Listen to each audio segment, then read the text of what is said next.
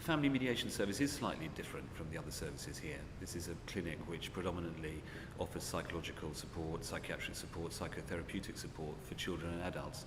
And of course there's a legal side to family mediation. But there's also a well-being issue to family mediation. It's important the choice you make if you're separating about how you're going to take decisions which are important, which you really have to make, those practical decisions.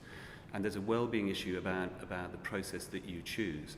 So there's a side to mediation which is about communication. It's about helping people to find a way when you might be having a horrible time. Separation tends to be really very distressing, one of the most distressing experiences people will go through.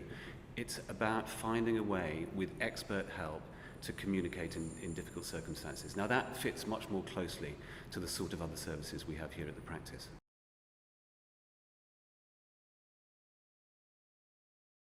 The fact is that most people who come to mediate do reach agreements.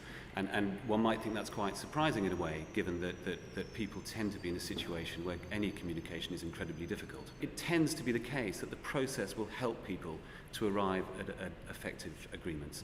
So it does work. It is a commitment. It can be difficult, but so are the other processes. I think one reason why family mediation works is that the other processes are worse.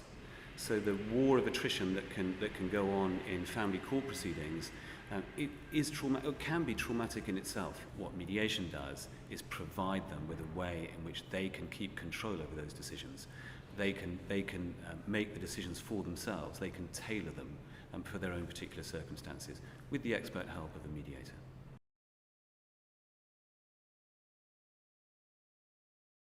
Here at the Child and Family Practice, they can come and see me. That's a confidential meeting, and then I'll agree with them what, if anything, they want fed back to their parents. It's really clear from the research that's been done, which has involved talking to children or young people about how it felt when their parents separated, that they found it easier to manage if they'd had a chance to express their own views. And in fact, one of the things that children say was most difficult is that they weren't heard.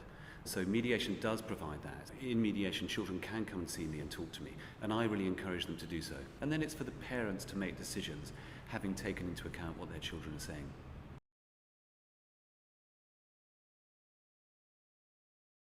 There's a range of child counselling and psychotherapy services here.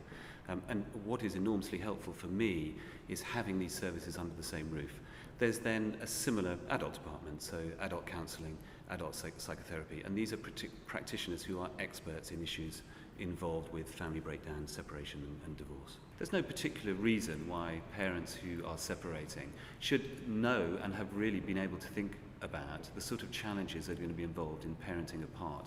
So that's something we do. We provide a course here which provides parents either together or separately to think about the sort of issues they're going to need to think about and they're going to come across whilst parenting separately.